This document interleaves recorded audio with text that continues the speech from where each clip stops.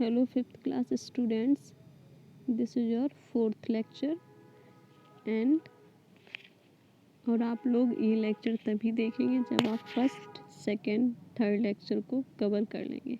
ठीक है, अगर आपने नहीं देखा है तो पहले जाइए और उसको देखिए जाके। चलिए, इस हेडिंग में क्या बताया जा रहा है बेटा? The revolt of 1857। रिवोल्ट का मतलब हमने आपको बता दिया था। रिवोल्ट का मतलब होता है प्रोटेस्ट करना किसी के अगेंस्ट जिससे हम सेटिस्फाइड नहीं हैं। चलिए अब पढ़ना शुरू करते हैं। Almost every section of the India society was affected by the British policy. ठीक है, जो ब्रिटिश किस लिए पॉलिसी बनाते थे? ज़्यादा से ज़्यादा प्रॉफिट करने के लिए। ठीक है, और अगर उन लोगों का ज़्यादा प्रॉफिट होगा तो इंडियन सोसाइटी का नुकसान होगा। ठीक है, तो क्या था, उनकी जो पॉलिसीज़ बनती थी वो उनका फ़ायदा करती थी और इंडियंस का लॉस करती थी। तो आपका इकोनॉमी सेक्टर उन लोगों ने, ब्रिटिशर्स ने ख़राब कर दिया था। फार्मर की कंडीशंस ख़राब थी और इंडस्ट्री सेक्टर था वो भी एकदम ख़राब हो चुका था। After the Indian ruler and farmer, ठीक है, फार्मर्स की सिचुएशन ख़राब थी और इंडियंस रूलर्स थे उनकी सिचुएशन ख़राब थी। The Indian soldiers in the British army also become discontented. ठीक है, देखिए जो फार्मर्स थे वो तो असंतोष था ही उनके अंदर, और रूलर्स यानी उनकी टेरिटरीज उनसे छीन ली जा रही थी तो वो भी उनके खिलाफ थे, अगेंस्ट थे, किसके? ब्रिटिश के।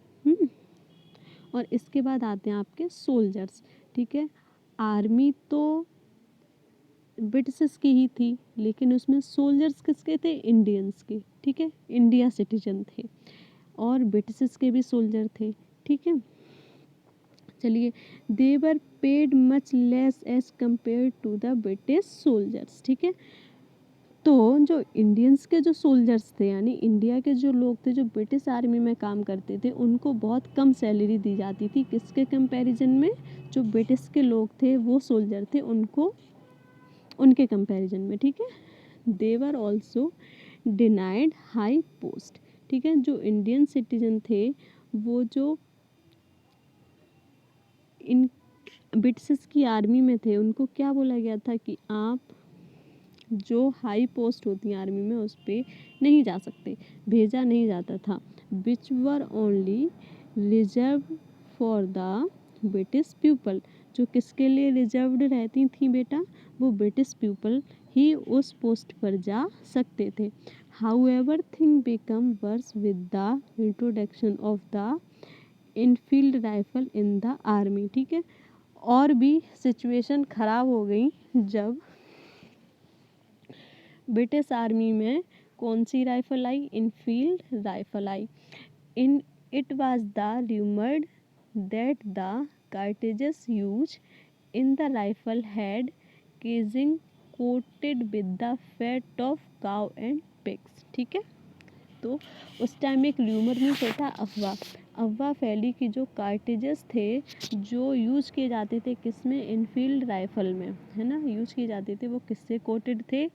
Fat of cow and pigs. कार्टेजेस means होता है कारतूस जो आपकी राइफल में बुलेट्स यूज की जाती हैं। ठीक है, तो क्या है, अब जो इंडियंस हैं वो गाय को बहुत मानते हैं ना, माँ के रूप में बोलते हैं गाय माता, तो हम लोग इनका फैट अपने मुंह में कैसे लेके जा सकते हैं? और जो मुस्लिम लोग होते हैं उनको पिग्स से बहुत हेट होती थी पहले, मतलब अच्छा नहीं मानते थे उनके यहाँ पे पिग्स को, तो वो टच नहीं कर सकते हैं, तो वो फैट कैसे इनका टच कर सकते हैं? ठीक है, तो क्या हुआ, this hurt the religion sentiment of the both Hindus and Muslim. क्या क्या? हिंदू और मुस्लिम के जो रिलीजन सेंटिमेंट होते हैं यानी भावात्मक चीज़ें होती हैं ना अपने धर्म से रिलेटेड, उनको हर्ट किया।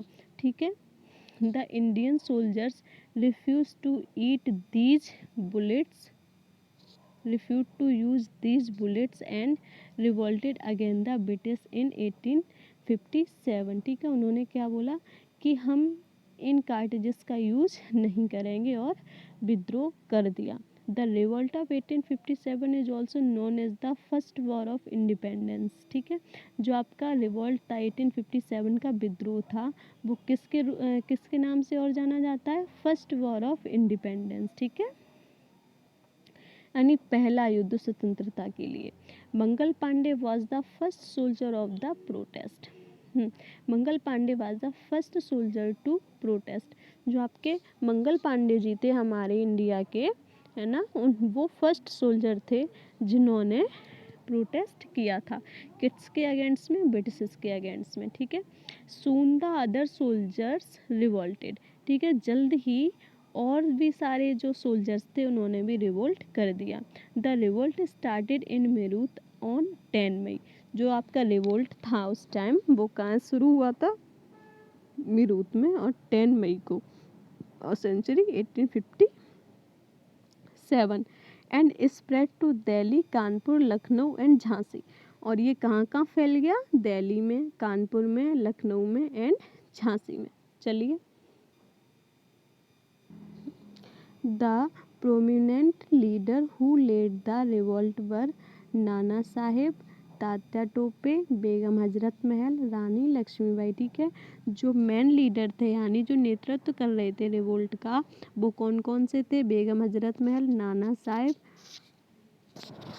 और झांसी की रानी, और तात्या टोपे जी जो किसके टीचर थे? झांसी की रानी के टीचर थे। ETC farmer and worker to join the revolt. जो फॉर्मर थे जिनकी हालत आपने थर्ड लेक्चर में पढ़ी थी, पहले से ही खराब थी, और जो वर्कर्स यानी वीवर्स थे वो भी ज्वाइन कर लिया, क्योंकि वो भी डिसकंटेंट थे किससे? ब्रिटिश रूल से। The last Mughal emperor Bahadur Shah Zafar was the declare the super leader by the soldiers. ठीक है, सोल्जर्स। जो आपके मुगल एम्परर का जो लास्ट लीडर था उसका नाम क्या था? बहादुर शाह जफर। कौन सा मुगल एम्परर? जिसके राजा सबसे पहले बाबर, और फिर उसके बाद में हुमायूं, फिर अकबर, फिर जहांगीर, ठीक है, शाहजहां, उसके बाद ये सबसे लास्ट रूलर कौन था? बहादुर शाह जफर। ठीक है, उसको क्या किया? मेन लीडर बोल दिया गया, किसके द्वारा? सोल्जर्स के द्वारा। ठीक, चलिए, However, the British had large army and better weapons। ठीक है, ब्रिटिश के पास क्या था? लार्ज आर्मी थी, यानी बहुत बड़ी आर्मी थी, और बेटर वेपन्स थे, यानी राइफल्स थी, है ना, और स्किल्ड आर्मीज थी उनके पास। और नॉर्मल सी बात है, और हम लोगों के पास क्या थी? तोपें थी, तलवार थी, मतलब इतने हम लोग एडवांस नहीं थे। और जो अंग्रेज़ थे वो अपने वेपन्स में बहुत ज़्यादा एडवांस थे, और लार्ज आर्मी थी उनकी। ठीक है, चलिए, दे क्रश्ड द रिवोल्ट। उन्होंने, जो हमारे लोग सिटीजन्स जो रिवोल्ट कर रहे थे, उन्होंने क्रश कर दिया उसको। ठीक है, यानी कुचल दिया। चलिए, many Indians leader and soldiers were arrested and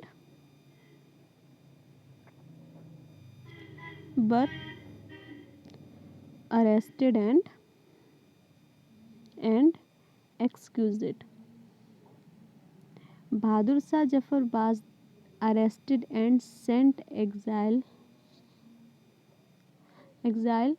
Verma in Myanmar. ठीक है, बहादुर शाह जफर को अरेस्ट किया गया, कहाँ भेज दिया? बर्मा में। ठीक है, और मैनी इंडियन सोल्जर्स थे उनको भी क्या कर लिया गया? अरेस्ट कर दिया गया। चलिए, तो ऐसे इन लोगों ने 1857 के रिवोल्ट को कुचल दिया, ख़त्म कर दिया बिल्कुल।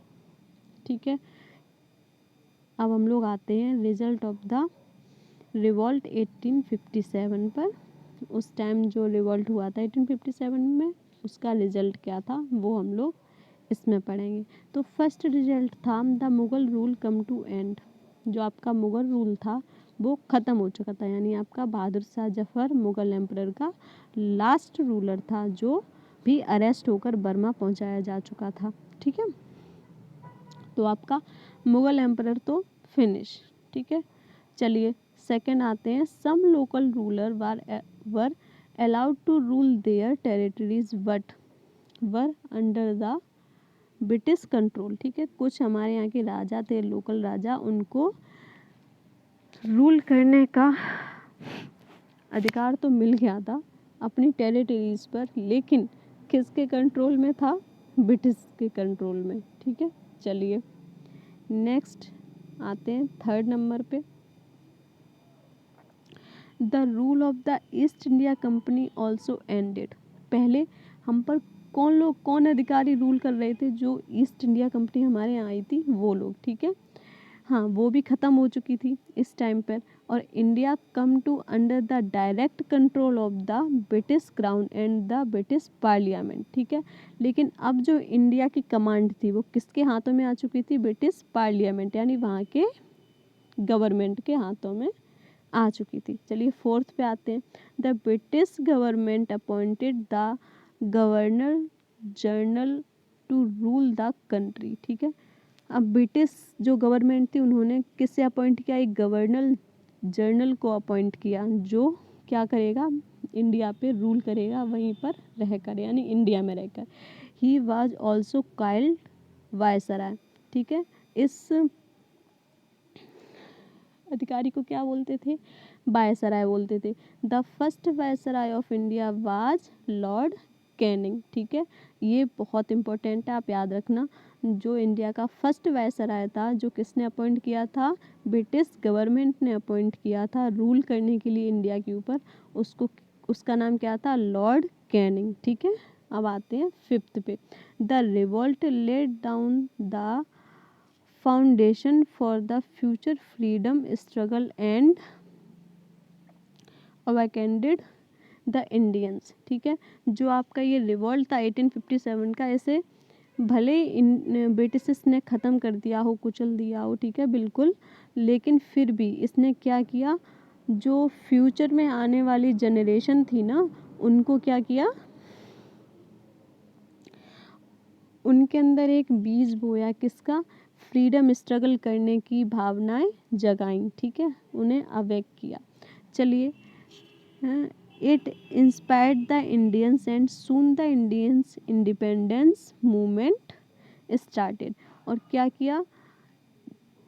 जो इंडियंस थे वो इस चीज़ को याद रखते थे, जो 1857 में कितना गलत किया गया हमारे साथ। हमने क्या किया था? अपनी फ्रीडम ही तो मांगी थी, लेकिन इसके बदले में इन्होंने हमारे ऊपर एकदम क्रश कर दिया था हमारे मूवमेंट को, और बहुत ही बुरी तरीके से युद्ध किया था। हमें मारा गया था उस टाइम पर, और हमारे रूलर्स थे जिन्हें हम बहुत मानते थे, जैसे झांसी की रानी तात्या टोपे जी, मंगल पांडे, इनको बहुत ही बेदर्दी से मारा गया था।